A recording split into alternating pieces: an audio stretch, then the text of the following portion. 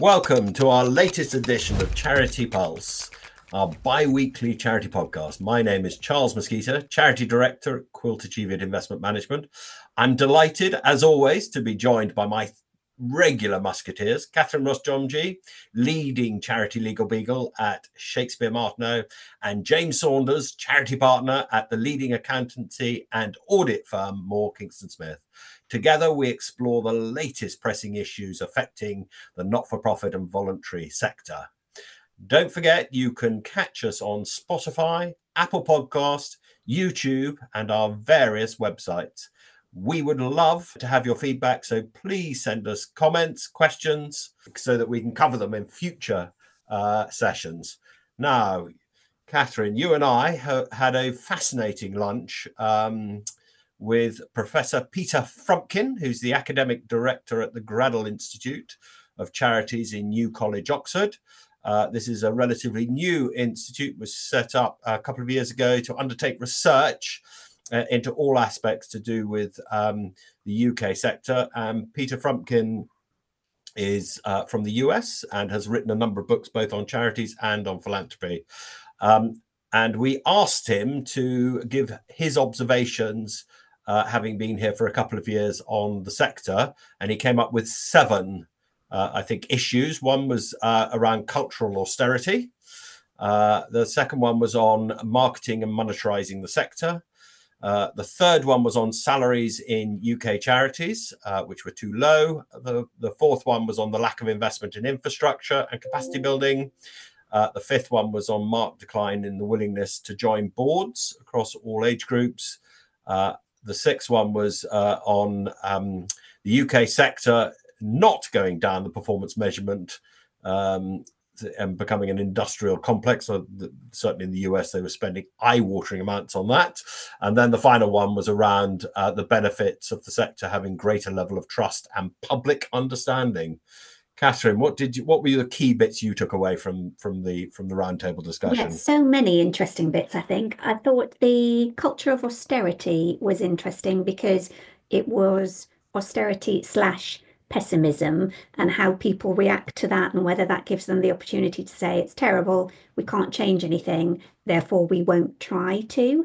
But it did also make me think of an expression my mum uses, which nobody likes the smell of singeing martyr. I think the charity sector sometimes is deliberately, we don't spend anything on staff development, we spend the minimum on this, the minimum on that. And it was an interesting challenge to say, is that a good thing? Or would it be better to spend more to be more effective? And I'd prefer the emphasis on effectiveness rather than, how much you're spending necessarily. There were some other great discussions in there, interesting about, paying the market rate for staff and, the market being not just the charity sector. Query whether the Charity Commission do or don't dislike high salaries and what they mean by high and do they mean excessive, and the role of the Charity Commission as the regulator and trust and confidence in charities. Lots of interesting discussions around that. And also this decline in the willingness to join boards.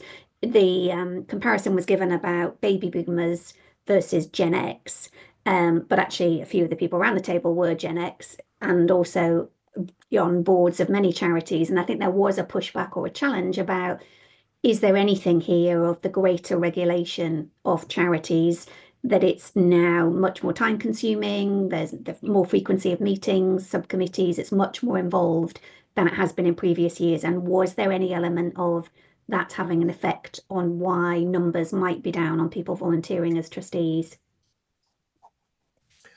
James, I know you weren't at the meeting, but I sent you the executive summary, so at least to give some idea. I'll work backwards through Catherine's points, actually. So the question of fundraiser, if you like, versus charity governor, if you like, is a key one. And the wider point here, I think, is I do appreciate that Professor Frumkin was talking about insights and he wasn't trying to compare US with UK, but I would imagine a lot of his insights come from that sort of direction.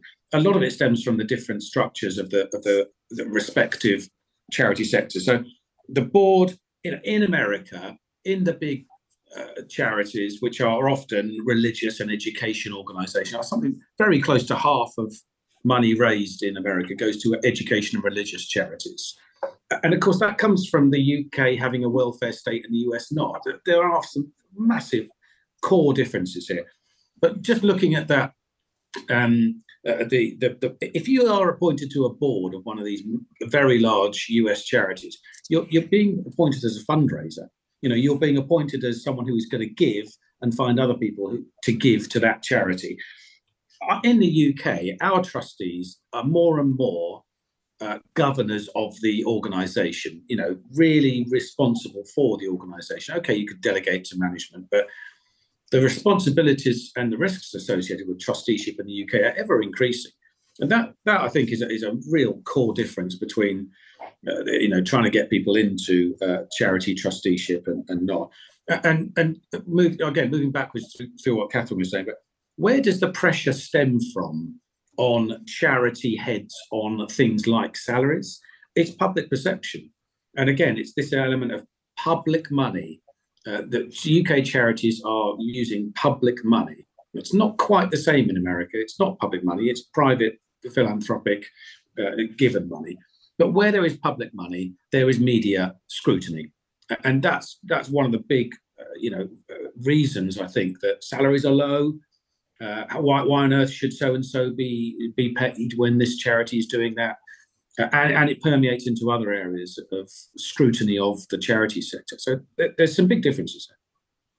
Yeah, I mean, I have to say, I mean, we've talked about this on previous sessions that we've had on this, but the pay thing, I think that to me is all around messaging. I don't think we should be worrying about what the press has to say. I know people do, but actually it's what we should be comparing it against. And unfortunately, if you're underpaying people, you won't sustain talent. Again, Charles, go back. Why are we underpaying people? What's the reason for? Well, because I mean, what happens is, one, we publish it in the report and account, so it's very visible of what salaries are. FTSE 100 companies are all publishing accounts, and they don't. Yeah, but if you look at what the CEO of a top 100 PLC, it's 2.5 million, where the average salary in the sector of a CEO is 70,000 or something. So I mean, there's a very big difference there.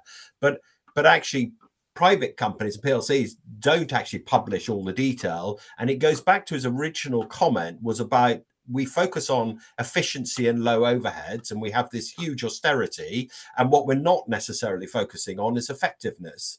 And the problem is, a lot of this stems from that. And I'll give you a good example. Sorry, we're just doing a chief executive research at the moment, and we're just interviewing the headhunter companies. And the salary range that came through was, they've taken the existing salary and then just given a bottom figure and a top figure. But when I started examining and questioning that, all they're doing is comparing that into the sector. They're not saying, actually, the skill set you need, you might want to recruit from the private sector or from the public sector, and therefore what is a comparable salary. So I have some real issues around that. I thought it was interesting around the willingness of the boards. Again, I'm slightly, if people want to do something, I think they find time. But there was an interesting article I noticed that Volunteering Scotland stated around Scottish volunteering report that there had been a decline from 2010 of people volunteering from 31% to 18%. I don't know if you guys had a look at that, but I didn't see particularly the Scottish one, the Scottish feedback, but it doesn't surprise me in the slice, and it won't surprise me in the future if there is a decline in trusteeship across the board for all the reasons I mentioned earlier. More risk, more responsibility, more time spent, absolutely zero, financial reward, and the pressures on trustees are only going to get more. I mean, we've only got to look at the Sentebale case, that's going on right now. I mean, who'd want to be who'd step into a trustee role on there? And what does that say to budding trustees when something like this hits all the headlines? And this is only the most recent of a number of high-profile trustee arguments that have not been able to stay in the boardroom and have spilled out into the press, the media, and the Charity Commission, and investigations, and so on. So and I think also the Scotland piece was around volunteers in the traditional sense of volunteers, i.e. not trustees. which I thought was interesting because, it's also talking about they can't afford travel costs, and again, we have this holier than thou attitude at times in the sector. You can't charge travel because we're a charity. You must come to us and bear all the cost. So I thought some of those points are interesting, again, picking up on some of the comments, excuse me, that have already been raised. But I just think in general, it is that piece, isn't it, around what motivates people, why would they want to? And there was a story in the press today around an employee of a charity that had been dismissed. And essentially, she was being particularly horrible to volunteers at a charity shop who are the lifeblood of this charity. They were in a WhatsApp group, and this whole piece was around how volunteers are treated. And again, I would think the ripple effect would be, yeah, why would I want to volunteer for a charity? They're horrible to me. I wasn't treated well. So you've got to be really careful, haven't you, with that reputational damage? Well, particularly as if you're looking to raise money from the public and get donations. I mean, actually, you've mentioned Sentebale, which I think we talked about in our last session, and from memory, our criticism was around the Charity Commission saying that they were observing what's going on. Well, they've obviously clearly listened to the podcast, because now they've opened a regulatory compliance case. And just a reminder for people who may have missed the story, you've got here Prince Harry and Prince Sessio of Lesotho, who were both patrons, have stepped down. The organisation over the last 5 years had a turnover between 3 and 4 million, so it's not exactly a small organisation. Principal activity is to raise fund and awareness and distribute money for specific charitable purposes, supporting orphaned and vulnerable children in Lesotho and elsewhere. But what is more interesting is that we've had 9 trustees resign since the last report and accounts, which was the 31st of August. The CEO has also resigned. Richard Miller seems to be no longer there.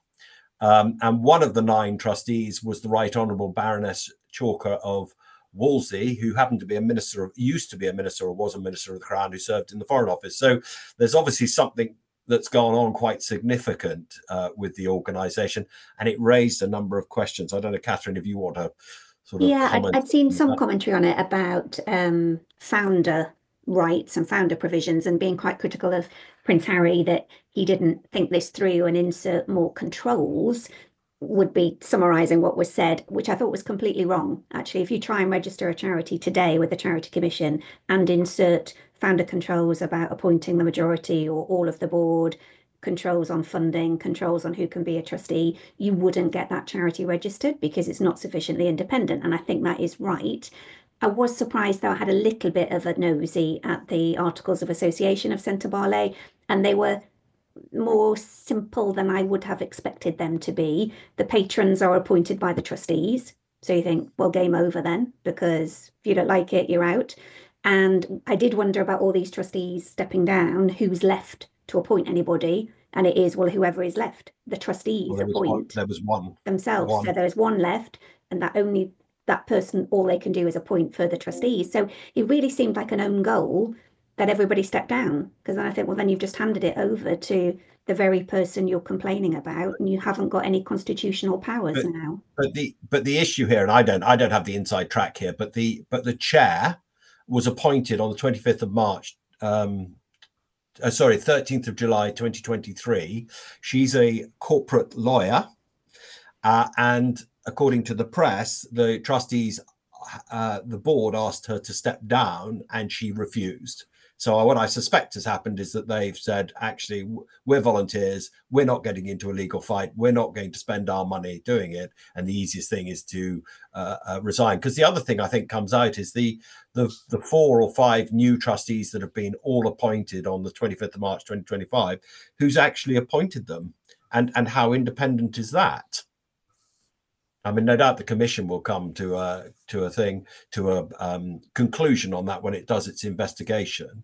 But I also wonder, James, what messages do you think, from a trustee's point of view, do you think that you should be thinking about, not necessarily particularly for this case, but some things that as trustees one might have a look at your own organisations that you're involved with? I mean, I can only go back to, I think, a point I mentioned earlier, which is that dispute resolution at trustee board seems to be extremely difficult to manage at the moment, and something that trustee boards aren't very good at. Whether that is in any sort of formation documents, I don't know. It should certainly be in some sort of memorandum for trustee boards. But as I said, we're seeing an awful lot of these trustee boards come to major disagreements and not being able to find a resolution other than where there are high-profile charities, fight it out in the media, which is crazy. And you wonder how many more of this is going on that obviously aren't media worthy, if you like, where disagreements can't be settled amicably. I mean, Charles, you mentioned earlier, you've found yourself on the wrong side of arguments in the past. But, you just got to agree to disagree in the end and move on. And it seems that frankly, where egos are involved, that just doesn't happen, does it? And these charities are suffering. The charities themselves are suffering because their trustees can't put their egos aside and work for the best interests of the charity itself. What about you, Catherine? I think exactly that. I think, when you first read it in isolation, you think this is a voluntary position on a board of a charity. And if everybody else there doesn't want you, it takes a special someone, doesn't it, to dig in and say, well, I'm staying and I'm not going anywhere. And I mean, there are rights of removal. The trustees can, in their constitution, remove another trustee. And I do wonder, why wasn't that done? Is it not as clear cut as we're being told it is? But either way, this is just a disaster for the charity. I think we all know of the charity now for all the wrong reasons. And I think that's harder to get away from. But if the trustees, all of whom resigned at the same time, had written to the Charity Commission saying this was happening, I bet you the response that would have come back is, that's very interesting. Thank you for informing us. You're responsible for sorting this out, and you need to tell us how you've done it, which is not necessarily particularly helpful in these circumstances. And now they've gone into an investigation. The bits to me that I think are very clear is that when you have patrons, you need to have very clear terms of what their roles and responsibilities are. And you probably need a code of conduct in there. I'm sorry to add another piece of paper. And I think also with trustees, because I know 2 organisations are involved, we do have code of conduct. And if there are disputes, then there is a process that we go through to do it. And the other thing is, and I don't know whether they had it or not, is whether you have terms and succession planning, because again, the chair had been appointed both trustee and chair at the same time. And so has come in, this whole thing has kicked off. And rather cruelly, looking at her statement in the report and accounts, she said Sentebale aims to be the model of leadership and capacity building. I'm not sure that is what has happened, but hopefully the Commission's report, when it comes out, will no doubt tell us what that is.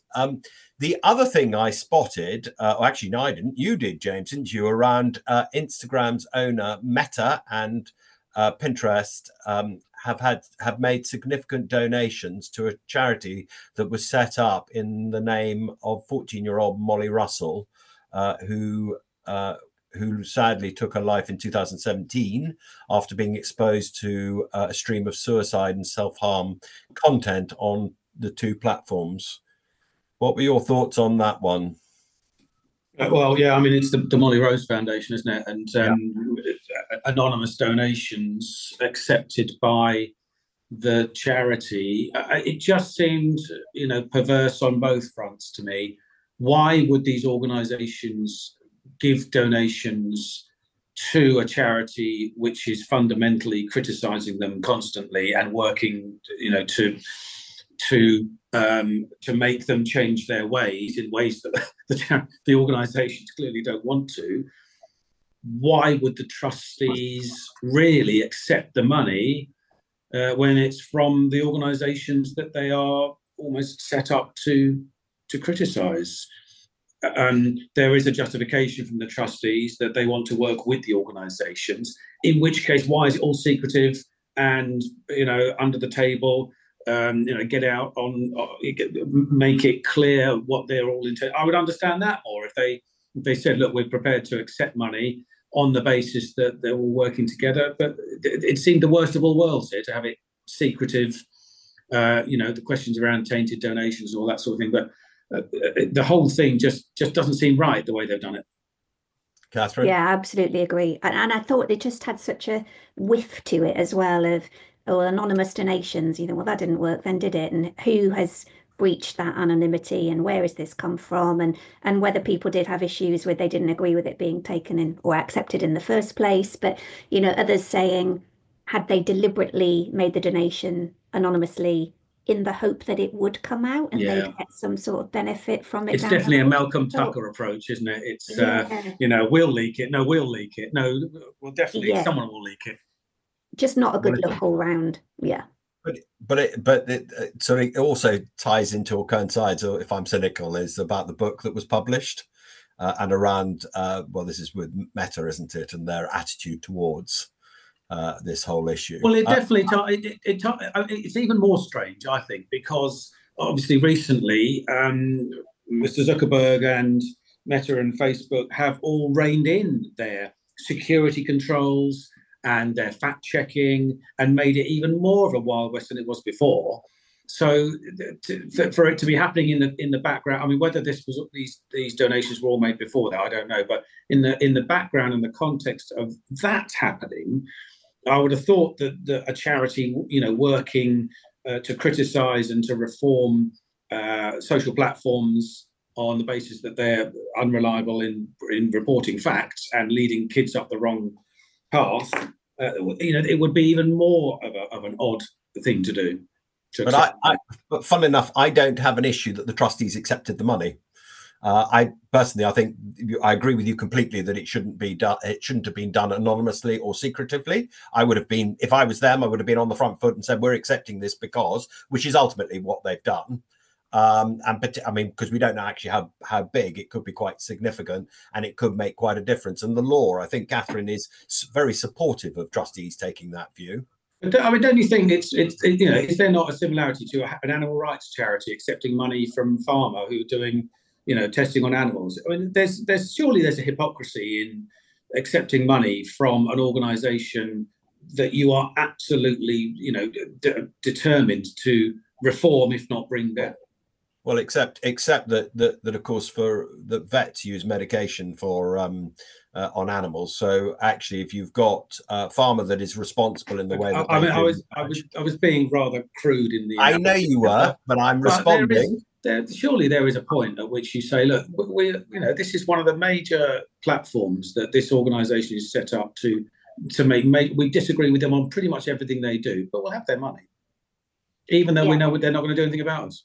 I took an element of work with them, not, you can't just bury your head in the sand and say it's impossible, therefore we never will. But I just think all sides could be criticised here to say the way that you went about it was just storing this up as your dirty secret. Absolutely. And that's, Catherine, you're absolutely right. Working with in the future, absolutely great. But as I said earlier, they've just binned all their fact checking. I mean, that's not working with. That's working. That's you can be campaigning all you want, but they've gone even worse. But the issue is not accepting the donation. The issue is the way the donation was made and the secrecy around it.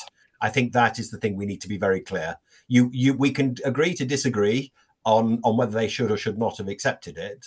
It would be one of those board things that we would go with the majority, but I would definitely be quite happy to take it as long as we're putting it to good use and it doesn't compromise what you're setting out to do. Well, I think you'd be in the minority of our board of 3, Charles, and now you'd have to go to the media. I'm always such a tart. I'd take the money. Might give us the money, but sorry, you're in the minority, James. Right, fine. I'm reading the Daily Mail in that case. All right, and the last thing I had to cover was that the Department of Culture, Media and Sport, DCMS, has asked whether all 21 financial thresholds in charity law should rise with inflation. I have to say, I didn't know there were 21 financial thresholds. James, I'm sure you know all of them. What was your thoughts on this? There's quite a few. I mean, there is the absolute big one is the audit threshold, really, because I mean, certainly from my experience, that is where there is a huge amount of extra work for any organisation in being audited and being not audited. And there is a huge discrepancy between what an audit is and what a small charity actually needs. So that is the one that I would suggest goes up as much as possible. Frankly, I know there's a balance between, but an audited entity these days, 10 up to 15 million pounds. They're the thresholds. We're talking about £1 million for a charity, going up to 1.5 million. I think that's very sensible, and I would say perhaps a little bit more, although clearly £2 million, let's say, is still quite a lot of public money to worry about. So I can see why it's low, but £1 million doesn't go a long way these days, to be frank, when it's an organisation. The other ones are relatively minor. Actually, for me, when you get further down the scale, if you like, so something like £25,000 for an independent examination threshold, I think that should probably stay, because again, it's public money. An independent exam is an appropriate level of examination for an organisation of that size. It's not massively onerous. It's a good thing to have. So I wouldn't be particularly worried about many of the lower thresholds moving. They're not going to move very much. So the odd £5,000-10,000 here on those thresholds that are under, let's say, £100,000. That's I don't think it's particularly worried this way or that. But the audit is the big one that really ought to go up.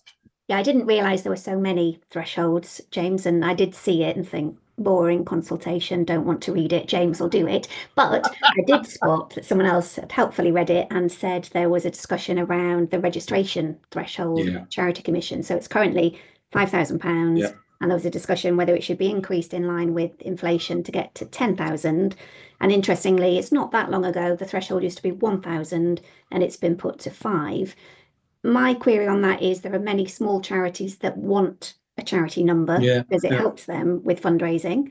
But also this avoids, dodges perhaps. If you're a CIO, there is no threshold, because a CIO doesn't have any funds up front, doesn't have to, and can register with 0. So again, I did sort of think that's a little bit smoke and mirrors, talking about the workload and whether that would alter it for the Charity Commission. That will only apply to the other legal structures other than a charitable incorporated organisation. And so I thought that was just a bit interesting, of whether that's a level playing field or whether people would like to have a charity number.